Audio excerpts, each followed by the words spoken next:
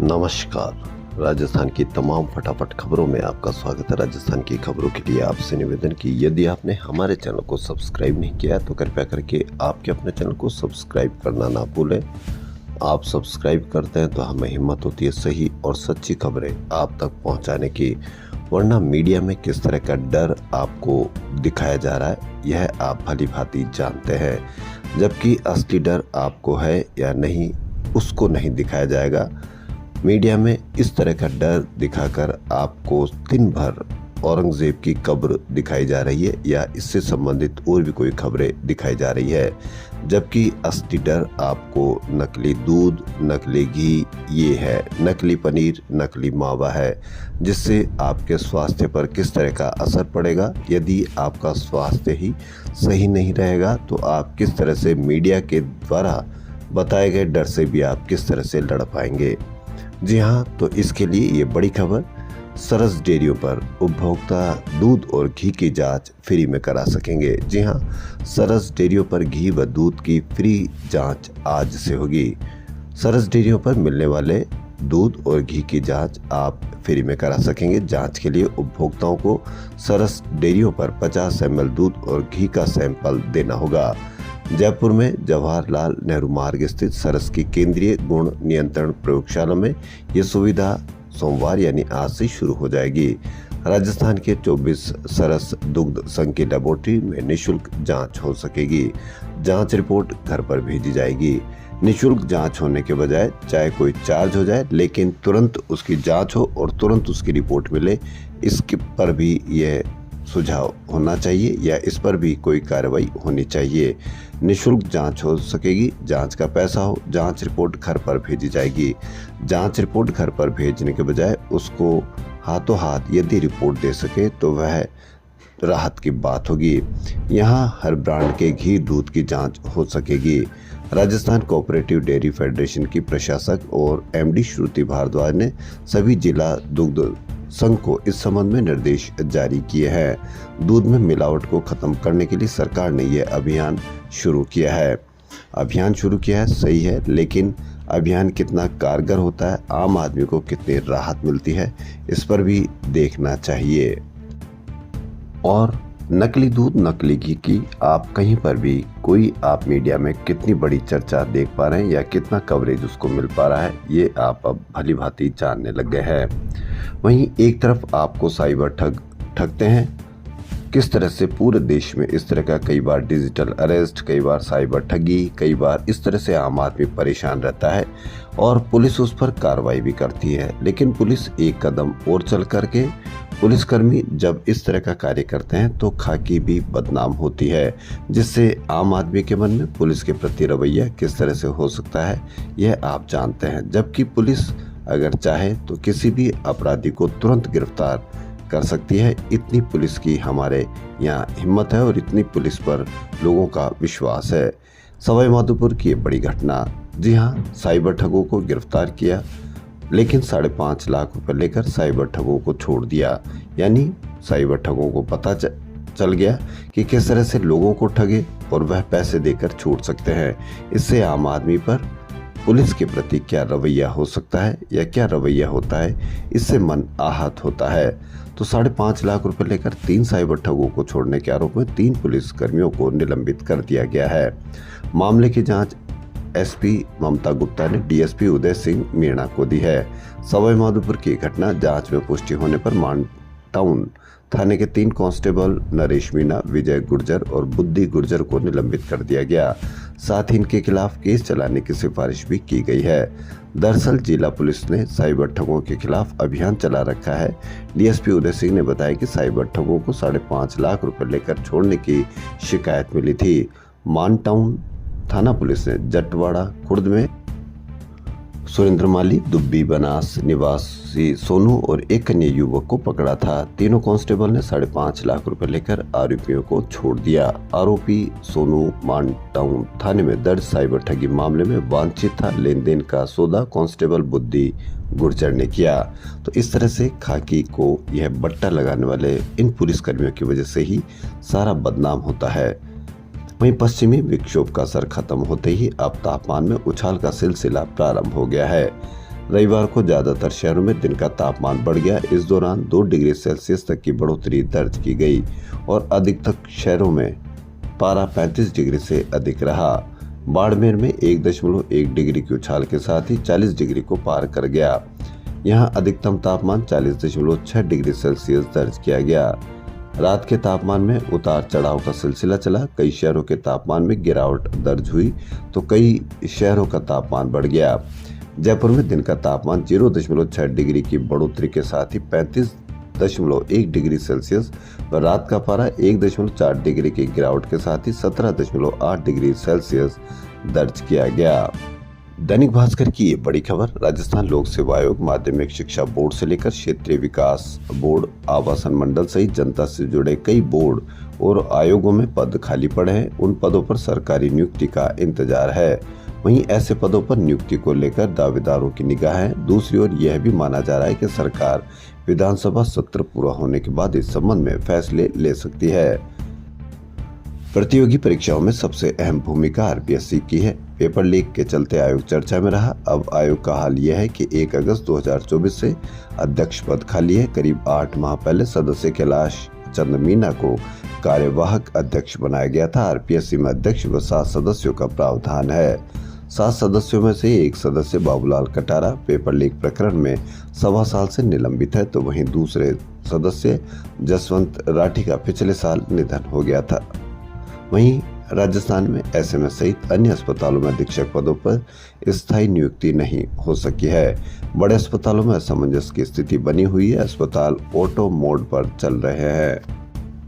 वहीं राजस्थान के बांसवाड़ा से ये एक ऐसी खबर जो मन को झकझोर देती है। जी हां, पालुदा कस्बे में रविवार सुबह ही लूट के इरादे से घर में घुसे बदमाशों को नकदी गहना नहीं मिला तो 12 साल की बच्ची की गला काटकर हत्या कर दी। बदमाश बच्ची के नाक कान के गहने लूट ले गए।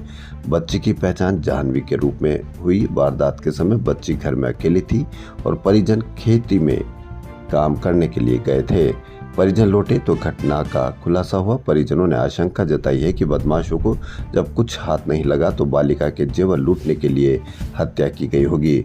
उधर घटना से नाराज लोगों ने पुलिस के खिलाफ नारेबाजी की। सूचना पर पुलिस फॉरेंसिक टीम मौके पर पहुंची और घटनास्थल से सबूत जुटाए। शिक्षा विभाग में पिछले 1 साल में कई ऐसे आदेश हैं जिनको पहले तो जारी किया गया, फिर उन आदेशों को लेकर शिक्षा विभाग ने यू टर्न ले लिया। ये सिलसिला अब तक जारी है। इस बार तो परीक्षाओं को लेकर ही शिक्षा विभाग के अधिकारी गंभीर नहीं है। ये दैनिक भास्कर की बड़ी खबर। बार बार टाइम टेबल को लेकर विभाग यू टर्न होता रहा। अधिकारियों के इस लापरवाही के चलते बच्चे भी परेशान रहे हैं। बच्चे साल भर मेहनत करते हैं, परीक्षा का टाइम टेबल जारी होते ही उसके आधार पर तैयारियां भी प्रारंभ कर देते हैं, लेकिन इस बार ऐसी कोई परीक्षा नहीं जिसका टाइम टेबल नहीं बदला गया हो। बार बार टाइम टेबल बदलने से बच्चे भी असमंजस में रहे कि कौन सा टाइम टेबल सही है। राजस्थान माध्यमिक शिक्षा बोर्ड की परीक्षाओं का टाइम टेबल 2 बार बदला गया। 5वीं बोर्ड का टाइम टेबल तो 2 घंटे में ही बदलना पड़ा था। 8वीं बोर्ड परीक्षा का टाइम टेबल भी 1 बार बदला गया। इतना ही नहीं, वार्षिक परीक्षा के टाइम टेबल ने तो सभी के पसीने छुड़ा दिए। 2 दिन में ही इस टाइम टेबल को 4 बार बदल दिया गया। शिक्षकों का कहना है कि अधिकारी अपने काम को गंभीरता से नहीं ले रहे। मुख्य सचिव की अध्यक्षता में मंगलवार को शिक्षा विभाग की समीक्षा बैठक होगी। इस दौरान परीक्षा टाइम टेबल में गफलत का ये मुद्दा भी उठ सकता है कि क्यों अधिकारी टाइम टेबल को सही तरीके से नहीं बना पा रहे। अखिल राजस्थान विद्यालय शिक्षक संघ ने इस प्रकार टाइम टेबल को बार बार बदलने और निदेशालय की ओर से वार्षिक परीक्षा के प्रति विद्यार्थी 10 रुपए और मांगे जाने का विरोध भी किया है। वहीं राजस्थान माध्यमिक और प्राथमिक शिक्षक संघ का कहना है कि शिक्षा विभाग में पदोन्नतियों का मामला बेहाल है। तृतीय श्रेणी शिक्षकों की तो 5 साल से पदोन्नति नहीं हो रही। इस कारण बच्चों को विषय अध्यापक नहीं मिल पा रहे। संघ ने उम्मीद जताई कि समीक्षा बैठक में मुख्य सचिव इस मुद्दे पर अधिकारियों को जरूरी निर्देश देकर समाधान करेंगे। राजस्थान लोक सेवा आयोग की ओर से रविवार को राजस्व अधिकारी ग्रेड द्वितीय व अधिशासी अधिकारी ग्रेड चतुर्थ पुनः परीक्षा 2022 का आयोजन किया गया। परीक्षा में महज 27.35% उपस्थित रही। परीक्षा के लिए जयपुर में 236 परीक्षा केंद्र बनाए गए। इन केंद्रों पर दोपहर 12 से 2 बजे तक हुई परीक्षा के लिए 85,818 अभ्यर्थी पंजीकृत थे। इनमें से केवल 23,473 अभ्यर्थियों ने ही ईओ आरओ बनने के लिए भाग्य आजमाया। इस दौरान 62,345 अभ्यर्थी तो परीक्षा देने ही नहीं पहुंचे। इतनी बड़ी अनुपस्थिति को देखकर अधिकारी भी हैरान है। परीक्षा के दौरान कई केंद्रों पर तो परीक्षा कक्ष में 1-2 विद्यार्थी ही परीक्षा दे रहे थे। दैनिक भास्कर की एक और बड़ी खबर, राष्ट्रीय आयुर्वेद संस्थान मानद विश्वविद्यालय जयपुर नशा छोड़ने वालों के लिए शरण स्थली बन गया है। अगत तंत्र विभाग में संचालित नशा मुक्ति केंद्र पर राजस्थान के अलावा दिल्ली, पंजाब, हरियाणा, हिमाचल प्रदेश, यूपी और मध्य प्रदेश से भी लोग नशा छुड़वाने को आ रहे हैं। सेंटर पिछले 9 साल में काउंसलिंग, औषधियों, पंचक्रम और योग से 1500 से ज्यादा लोगों का नशा छुड़वाकर उनका जीवन बदल चुका है। खास बात यह है कि 15 से 45 दिन का यह पूरा इलाज निःशुल्क किया जाता है। इससे जहां आर्थिक संकट से जूझ रहे परिवारों में खुशी का माहौल है, परिजनों का कहना है कि हमेशा नशे में छोटी छोटी बातों पर परिवार और पड़ोसियों से झगड़ा करने वाले अब दूसरों को भी नशा छोड़ने की सलाह दे रहे हैं। वहीं जयपुर के सांगानेर इलाके स्थित महिला पॉलिटेक्निक कॉलेज के निलंबित प्रिंसिपल सैयद मशकूर अली को प्रतापनगर पुलिस ने छात्रा से दुष्कर्म के आरोप में गिरफ्तार किया है। पुलिस दुष्कर्म में सहयोग करने वाले 3 अन्य आरोपियों को तलाश रही है। तीनों प्रिंसिपल की गिरफ्तारी के बाद से मोबाइल बंद करके गायब है। एसओजी ने रविवार को वन रक्षक भर्ती परीक्षा 2020 पेपर लीक मामले में 2 महिला वन रक्षकों को गिरफ्तार किया है। एसओजी के अनुसार वन रक्षक सीमा कुमारी निवासी सिवाना बालोतरा हाल वन रक्षक रेंज बालोतरा व टीमो कुमारी निवासी बीजड़ बाड़मेर हाल वन रक्षक रेंज चौहटन को बाड़मेर से गिरफ्तार किया है। जयपुर शहर में रविवार को हुए फैशन वीक में अभिनेत्री व मॉडल सनी लियोनी ने फैशन डिजाइनर अर्चना कोचर के कलेक्शन मेहराब को शोकेस किया, जो जयपुर के रॉयल आर्किटेक्चर से प्रेरित है। होटल मैरियट में हुए इस आयोजन में सनी के कलेक्शन की प्रेरणा जयपुर की विरासत, खान पान और कला संस्कृति से ली गई थी। डिजाइन में जयपुर के मेहराब, मोर और झरोखे की झलक देखने को मिली। इस कलेक्शन में of white, blue, red, pink और ऑरेंज रंग के लहंगे, स्कर्ट विद कुर्ती और साड़ी जैसे गारमेंट्स शामिल थे। इससे पहले अभिनेत्री रकुल प्रीत सिंह ने फैशन डिजाइनर सोनाली जैन के कलेक्शन को शोकेस किया। इनके कलेक्शन में ग्लोबल फैशन की झलक नजर आई। कलेक्शन में मॉडर्न सिलुएट्स के साथ एथनिक डिजाइन्स को प्रस्तुत किया गया। हर सीक्वेंस में करीब 20 से 25 मॉडल्स ने रैंप वॉक किया। जयमहल पैलेस में सजी विंटेज कारें रविवार को सड़कों पर उतरी। सुबह 11:30 बजे 100 अनूठी कारों के काफिले को देख लोग ठहर कर निहारते रहे। इनमें 100 साल पुरानी ऑस्टिन 7, 110 साल पुरानी फोर्ड और अन्य विंटेज कारें शामिल थी। खास गाड़ियों में 1939 की ऑस्टिन 8, 1928 की फोर्ड ए, 1951 की फिएट, 1941 की पैकर्ड और 1950 की रिले 2.5 RMD भी रही।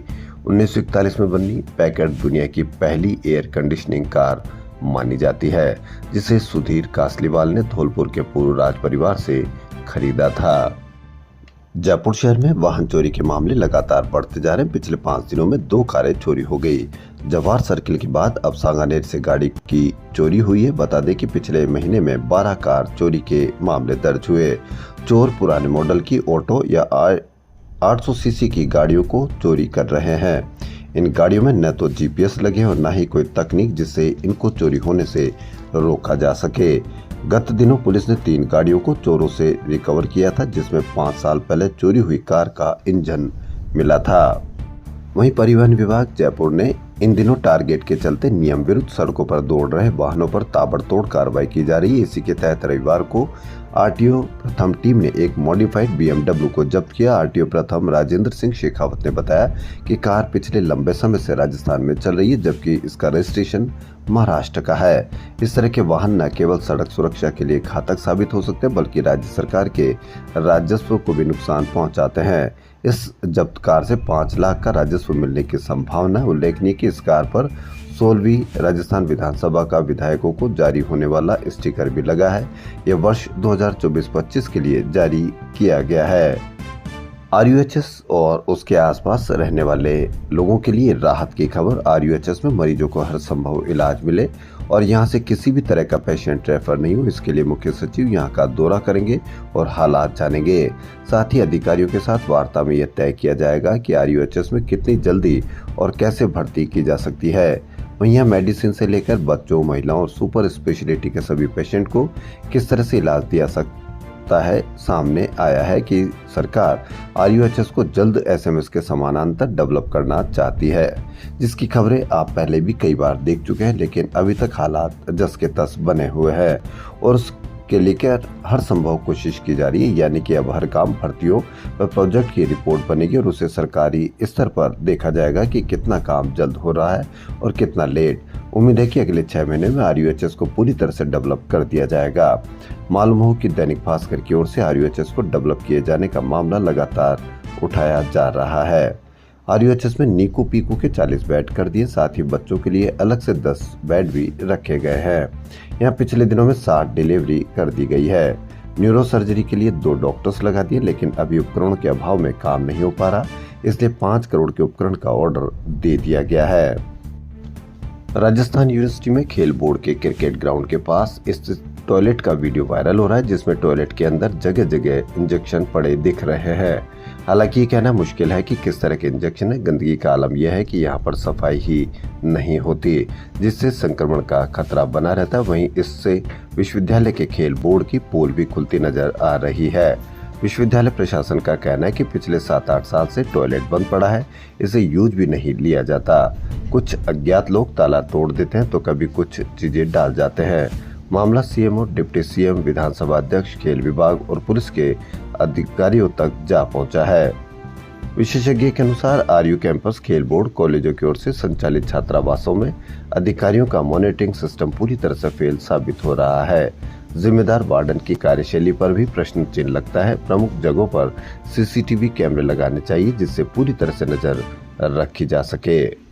वहीं राजस्थान विश्वविद्यालय में आने वाले लोगों को आकर्षित करने के लिए संविधान पार्क में बोगनवेलिया गार्डन विकसित किया जा रहा है। कुछ दिन बाद संविधान पार्क बोगनवेलिया के फूलों से महकेगा। यहाँ पर लगने वाले बैंगनी, लाल, पीले और सफेद फूल लोगों का मन मोह लेंगे। ये गार्डन RU के सहयोग से सृष्टि फाउंडेशन ने बनाया है। सजावटी पौधों में सबसे लोकप्रिय फूलों वाला बोगनवेलिया को ही माना गया है। ये अनेक रंगों के फूलों से खिलता है, सुंदरता के साथ औषधीय पादप है। ये कठोर पौधा होने के कारण हर मौसम व मिट्टी को सहन कर सकता है। श्री माधव गौडेश्वर मंडल की ओर से मनाए जा रहे श्रीमन गौरांग महाप्रभु के 539वें जयंती महोत्सव के उपलक्ष्य में रविवार को भव्य शोभा यात्रा निकाली गई।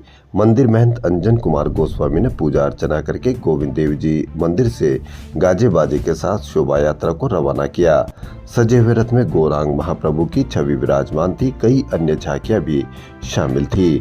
महंत सिया रामदास, महंत मलय गोस्वामी सहित अनेकों मंदिरों के महंत और सैकड़ों श्रद्धालु नाचते गाते कीर्तन करते हुए शोभा यात्रा में शामिल हुए। वहीं सिंधु एकता दौड़ के साथ रविवार को सिंधी समाज के विराट सिंधु मेले की शुरुआत हो गई है। पहले दिन अमरापुरा के संतों ने धर्म ध्वजा फहराकर मेले का विधिवत शुभारंभ किया। चेटीचंड सिंधी मेला समिति जयपुर की ओर से लगाया जा रहा ये मेला आदर्शनगर के दशहरा मैदान में शुरू हुआ। विधानसभा में आज प्रश्नकाल हंगामेदार रहेगा। राजस्थान के कई जिलों में बारिश व ओलावृष्टि से फसल खराबा व प्रधानमंत्री फसल बीमा योजना का मामला उठाया जाएगा।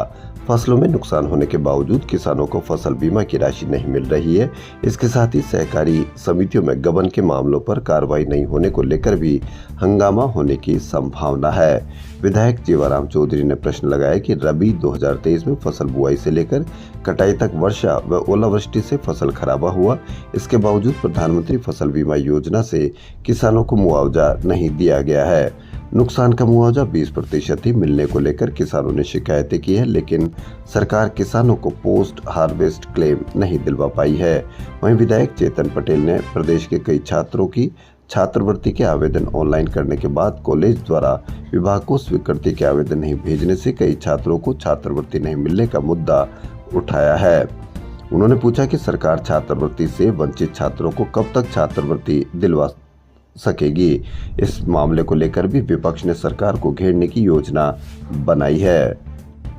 राजस्थान लोकतंत्र के सेनानियों का सम्मान विधेयक 2024 पर पूर्व सीएम अशोक गहलोत ने कहा है कि इस तरह के बिल सही नहीं है, वे लाते हैं हम इसे बंद कर देते हैं। बिल में क्या लिखा है ये तो मैंने अभी देखा नहीं, पता नहीं वैसा क्या और क्यों सोचते हैं?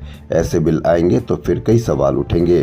गहलोत रविवार को जयपुर में आज़ादी के लिए जान देने वाले क्रांतिकारियों के परिजनों के सम्मान समारोह के बाद मीडिया से बात कर रहे थे। गहलोत ने कहा कि 2014 के बाद से देश में कई पत्रकार, साहित्यकारों और लेखक जिन्होंने सरकार के खिलाफ लिखा, उनको बंद कर दिया गया। वे 1-1 साल तक जेल में रहे। कल को कोई सरकार कहेगी कि उन्हें भी पेंशन दी जाए। एक पत्रकार केरल से आया, वो 1.5 साल बिना किसी कारण जेल में बंद रहा। तो सेनानियों का सम्मान विधेयक सही नहीं, वो लाते हैं, हम रोक देते हैं। जयपुर डिस्कॉम के सब डिवीजनों में बकाया बिल वसूली के आड़ में बिना नोटिस दिए ही उपभोक्ताओं के बिजली कनेक्शन काटकर सप्लाई बंद की जा रही है।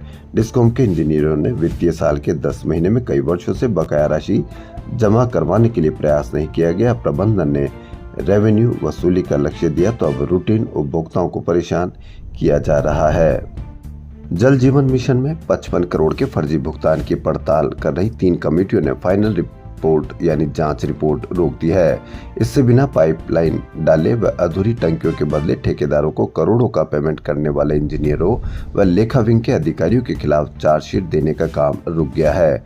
फर्जी भुगतान के दायरे में करीब 150 इंजीनियर व अन्य अधिकारी हैं। पाइपलाइनों और बिना कार्यों के फर्जी भुगतान के मामले में जलदाय विभाग ने 15 एक्सीएन, 40 एईएन और 50 जेईएन सहायक प्रशासनिक अधिकारी, वरिष्ठ लेखाधिकारी, अंकेक्षक को कारण बताओ नोटिस थमाए गए थे, लेकिन अब तक कमेटियों ने दोषी तय नहीं किए हैं। तय समय के बाद अभ्यर्थियों को केंद्र में प्रवेश दिया। एएसआई समेत 6 लोगों को सस्पेंड किया गया। आरपीएससी की आरओईओ भर्ती परीक्षा मामले में झुंझुनू में ये बड़ी कार्रवाई की गई है। राजस्थान लोक सेवा आयोग की आरओईओ भर्ती परीक्षा में गड़बड़ी करने पर एएसआई समेत 6 लोगों को निलंबित कर दिया गया। आरोपियों ने समय निकलने के बाद 2 अभ्यर्थियों को प्रवेश दिया था। प्रारंभिक तौर पर कोतवाली थाने के 6 पुलिसकर्मियों को दोषी माना गया। मामले की जांच डीएसपी को सौंपी गई है। इसलिए आप भी यदि कोई समय दिया गया है तो उससे पहले ही आप परीक्षा केंद्र पर पहुंचे। आपकी वजह से किसी और को भी परेशानी हो सकती है। राजस्थान की खबरों फिलहाल इतना ही। यदि आपको राजस्थान की खबरें पसंद आ रही तो आपके अपने चैनल को सब्सक्राइब करना ना भूलें। धन्यवाद।